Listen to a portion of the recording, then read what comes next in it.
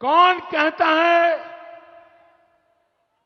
भ्रष्टाचार करने की जरूरत होती है?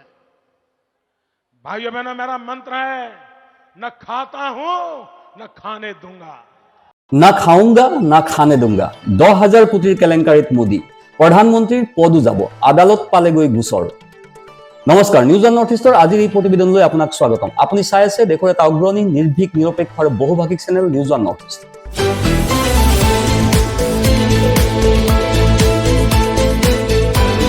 নিউজ অন নৰ্থ ইষ্টৰ মাধ্যমেৰে আমি কেৱল বাতৰি সম্প্ৰচাৰ কৰাই নহয়, ইয়াৰ আঁৰৰ প্ৰকৃত সত্যও আপোনাৰ সন্মুখত তুলি ধৰিবলৈ চেষ্টা কৰোঁ, যিবিলাক বাতৰি গদি মিডিয়াই আপোনাৰ সন্মুখৰ পৰা সদায় লুকুৱাই ৰাখে। আৰু আজি আমি আপোনাক গদি মিডিয়াই নেদেখুওৱা, গদি মিডিয়াই গাপ দি ৰখা কেতবোৰ দৃশ্য দেখুৱাম। সৰিয়হৰ দুলিতেই এতিয়া ভূত ওলাইছে। সততে না খাওঁগা না খানে দুংগা বুলি সভাই সমিতিয়ে বীৰ দৰ্পে ভাষণ দিয়া, দুৰ্নীতিৰ বিৰুদ্ধে জিৰ' টলাৰেন্সৰ কথা কোৱা প্ৰধানমন্ত্ৰী নৰেন্দ্ৰ মোদী এতিয়া সাঙুৰ খাই পৰিছে প্ৰধানমন্ত্ৰী কৌশল যোজনাৰ 10,000 কোটি টকাৰ কেলেংকাৰী। এই কেলেংকাৰীত প্ৰধানমন্ত্ৰী মোদীৰ জেল যাত্ৰাও হ'ব পাৰে। এখন প্ৰতিবেদন প্ৰকাশ পাইছে আৰু সেই প্ৰতিবেদনখনে এটা ডাঙৰ কেলেংকাৰী তথ্যসহ উদঙাই দেখুৱাইছে। প্ৰতিবেদনখনত স্পষ্টকৈ উল্লেখ আছে যে প্ৰধানমন্ত্ৰী মোদীৰ কাৰ্যকালত আৰু মোদীৰ পৰিকল্পনাত 10,000 কোটি টকাৰ কেলেংকাৰী সংঘটিত হৈছে। ইয়াৰ ফলত প্ৰধানমন্ত্ৰী মোদীৰ মানসিক অশান্তি বৃদ্ধি পাব পাৰে। CAGৰ এখন প্ৰতিবেদন ওলাইছে।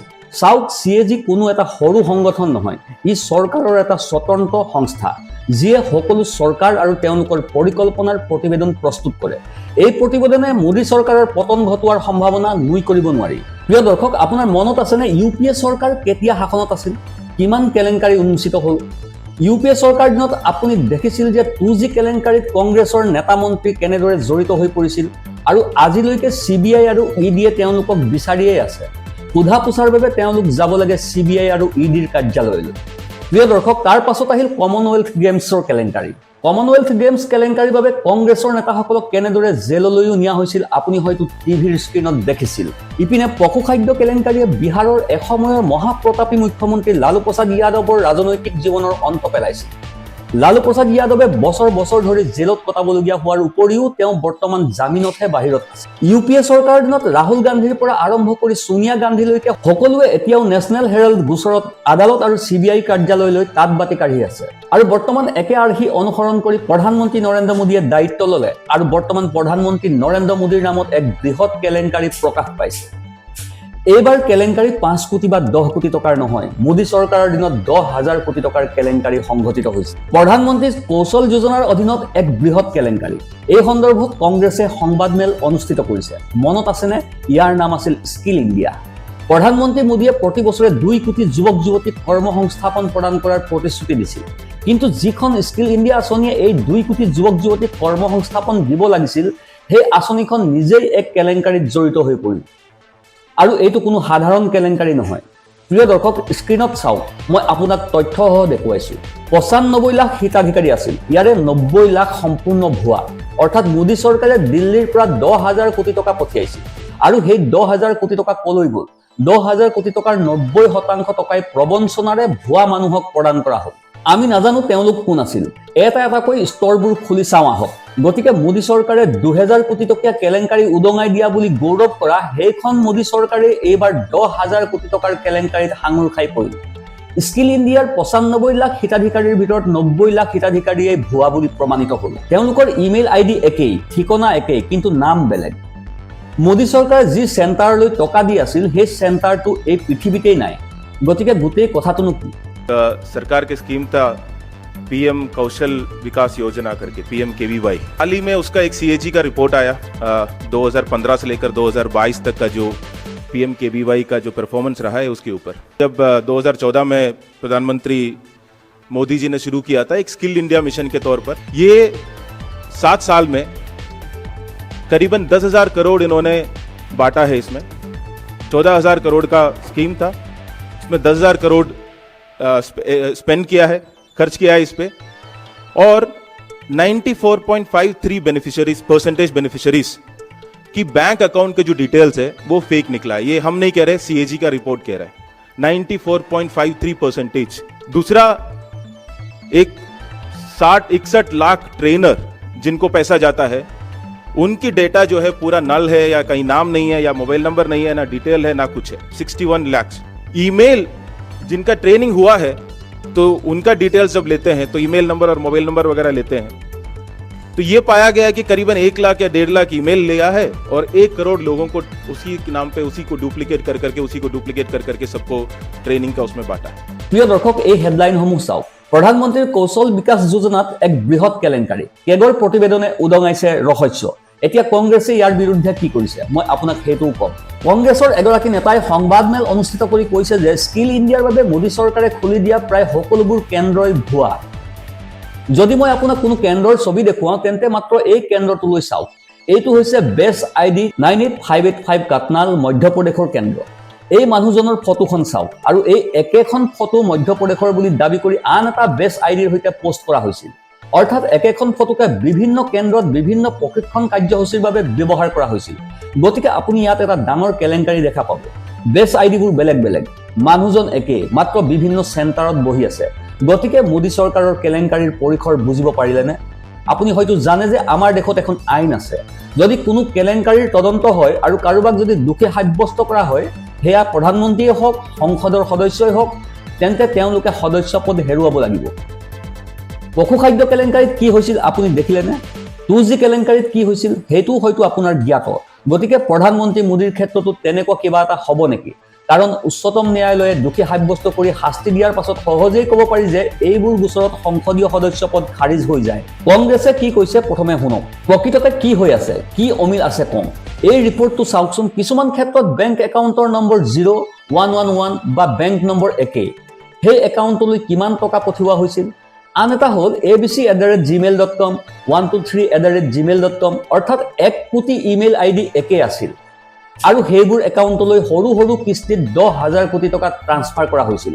গতিকে 1 কোটি ইমেইল ID একে আছিল। কল্পনা কৰকচোন 1 কোটি ইমেইল ID একে হ'ব পাৰেনে? দ্বিতীয়তে, প্ৰশিক্ষণৰ দায়িত্বত থকা ব্যক্তিজনৰ বিষয়ে তথ্য 57% ক্ষেত্ৰত নোহোৱা হৈছিল। বহু প্ৰশিক্ষণ কেন্দ্ৰ বন্ধ হৈ থকা অৱস্থাত উদ্ধাৰ হয় যদিও ধন মুকলি কৰি দিয়া হৈছিল। মুঠ প্ৰশিক্ষিত যুৱকৰ 41%ই চাকৰি লাভ কৰে। গতিকে সামগ্ৰিকভাৱে কোনো প্ৰশিক্ষণ হোৱা নাছিল, একো হোৱা নাছিল। কেন্দ্ৰবোৰ বন্ধ হৈ আছিল। আৰু মই আপোনাক মধ্যপ্ৰদেশৰ এটা চেণ্টাৰৰহে দৃশ্য দেখুৱালোঁ। একেজন ব্যক্তিয়ে বিভিন্ন কেন্দ্ৰত উপস্থিত থাকে আৰু তেওঁৰ ফটো ছ'চিয়েল মিডিয়াত প্ৰকাশ কৰি প্ৰশিক্ষণ চলি থকা বুলি দাবী কৰা হয়। আপুনি বুজি পোৱা উচিত যে প্ৰধানমন্ত্ৰীৰ স্কিল ইণ্ডিয়াৰ 95 লাখ হিতাধিকাৰীৰ ভিতৰত 90 লাখেই ভুৱা আছিল। অৰ্থাৎ ইয়াৰ পৰা মাত্ৰ 5 লাখ লোকহে লাভৱান হৈছিল। আৰু কি কোৱা হৈছিল? 2 কোটি যুৱকে কৰ্মসংস্থাপন লাভ কৰিব পাৰিব। এই স্কিল ইণ্ডিয়াৰ পদক্ষেপৰ বাবেই প্ৰধানমন্ত্ৰী মোদীয়ে সকলো নিৰ্বাচনী ভাষণতে এনেধৰণৰ কথা কৈছিল। এতিয়া সম্প্ৰতি লোকসভাত উত্থাপিত হোৱা আন এটা বিষয়লৈ আহোঁ। আৰু লোকসভাত কি বিষয় উত্থাপন হ'ল? বিজেপিয়ে হওক বা কংগ্ৰেছেই হওক, প্ৰতিটো দলৰ নিজাকৈ বেংক একাউণ্ট আছে। সেই বেংক একাউণ্টত কেনেকৈ ক্ৰমান্বয়ে বৃদ্ধি পালে বিজেপিৰ ধন তেওঁলোকে আপোনাক কওক। তাৰ পাছত অজয় মাখানে লোকসভাত কি কৈছে তাক কওঁ। প্ৰথমে চাওক, 2004 চনত কংগ্ৰেছৰ বেংক একাউণ্টত 38 কোটি টকা জমা আছিল। আনহাতে বিজেপিৰ বেংক একাউণ্টত আছিল 88 কোটি টকা। 2009 চনত কংগ্ৰেছৰ বেংক একাউণ্টত আছিল 231 কোটি টকা। বিজেপিৰ বেংক একাউণ্টত আছিল 150 কোটি টকা। অৰ্থাৎ কংগ্ৰেছ ক্ষমতাত থকা বাবেই বিজেপিতকৈ কংগ্ৰেছৰ ধন বেছি আছিল।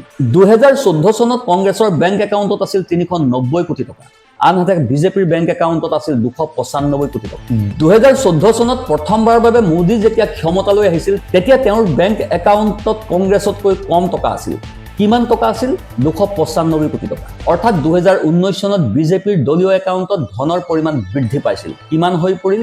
3,562 কোটি টকা। আৰু কংগ্ৰেছৰ বেংক একাউণ্টত কিমান আছিল? মাত্ৰ 315 কোটি টকা। আৰু 2024 চনত বিজেপিৰ বেংক একাউণ্টত আছিল 10,107 কোটি টকা। কল্পনা কৰকচোন, বিজেপিৰ দলীয় পুঁজিলৈ 10,107 কোটি টকা আহিল। কংগ্ৰেছে বেংক একাউণ্টত মাত্ৰ 133 কোটি টকাহে পালে। গতিকে কংগ্ৰেছে এই বিষয়টো উত্থাপন কৰিলে। এই 90%, 95% ধন ইমান কেনেকৈ বৃদ্ধি পালে? 2-3 বছৰত কোনে ইমান চান্দা দিলে যে বিজেপিৰ একাউণ্টলৈ 10,000 কোটি টকা আহিল আৰু কংগ্ৰেছৰ একাউণ্টলৈ আহিল মাত্ৰ 133 কোটি টকা? দেশৰ বিৰোধী দলৰ ক্ষমতাত থকা 10,000 কোটি টকা থকা বা মাত্ৰ 133 কোটি টকা থকা দল এটাৰ বিৰুদ্ধে বিৰোধী নেতাই কেনেকৈ যুঁজিব? এই বিষয়টোৱে উত্থাপন হৈছিল। এয়াই গণতন্ত্ৰ নেকি? কোৱা হয় আমাৰ গণতন্ত্ৰ বিশ্বৰ ভিতৰতে বৃহৎ। গণতন্ত্ৰত এনে যুঁজ সম্ভৱ হ'বনে য'ত এফালে বিজেপিৰ হাতত 10,107 কোটি টকা আছে আৰু ৰাজপথত ইয়াৰ বিৰুদ্ধে যুঁজিবলগীয়া বিৰোধীৰ হাতত আছে মাত্ৰ 133 কোটি টকা? গতিকে বিৰোধীয়ে এই যুদ্ধত পৰাস্ত হ'ব লাগিব। গতিকে বিজেপিয়ে ইমান টকা ক'ৰ পৰা পাইছে? এইটো এটা বৈধ প্ৰশ্ন। এতিয়া অজয় মাখানে এই গোটেই বিষয়টোক লৈ কি কৈছে চাওক, অনুগ্ৰহ কৰি সেইটোও শুনক। और चौंकाने वाली फिगर, सभापति महोदय 3,562 करोड़ से बढ़कर के भाजपा के खातों में कितने पैसे भाजपा के अकाउंट में है? 10,107 करोड़ रुपया, 10,107 करोड़ रुपया, और कांग्रेस के 133 करोड़ रुपया।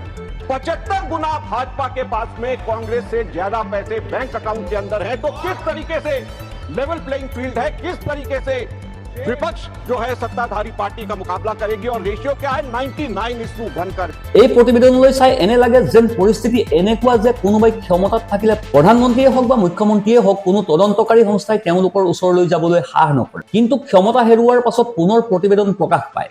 ক্ষমতা হেৰুওৱাৰ পাছত কাৰোবাৰ বিৰুদ্ধে তদন্ত আৰম্ভ হয়। যদি বিজেপি ক্ষমতাচ্যুত হয় তেন্তে বিজেপিৰ নেতাৰ বাবেও পশুখাদ্য কেলেংকাৰীত লালু প্ৰসাদ যাদৱৰ দৰে একেই ভাগ্যই অপেক্ষা কৰিবনে? ৰাহুল গান্ধী আৰু সোনিয়া গান্ধীৰ দৰে একেই ভাগ্যই অপেক্ষা কৰিবনে, য'ত CBI, ED, আয়কৰ বিভাগে বাৰে বাৰে তেওঁলোকক যেতিয়াই ইচ্ছা তেতিয়াই 9 বা 12 ঘণ্টা ধৰি সোধা পোছাৰ বাবে বহিবলৈ বাধ্য কৰাইছে?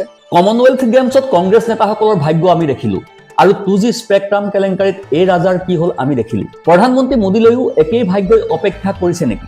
ঠিক আছে, যদি এতিয়া নহয়, কিন্তু ক্ষমতা হেৰুওৱাৰ পিছত কি হ'ব? প্ৰধানমন্ত্ৰী মোদীয়ে কৈছিল না খাওঁগা না খানে দুংগা, তেন্তে কোনে খালে এই 10,000 কোটি টকা? মাটিয়ে গিলি পেলালে নে আকাশে গিলিলে? এই ৰিপৰ্টত কমেণ্ট কৰক, আপোনাৰ মতামত দিয়ক আৰু ভিডিঅ'টো যিমান পাৰে শ্বেয়াৰ কৰক, যাতে দেশৰ ৰাইজে দাবী তোলে যে বৰ্তমানৰ চৰকাৰে এই 10,000 কোটি টকাৰ উত্তৰ দিব লাগিব। Bureau report, news 1 north.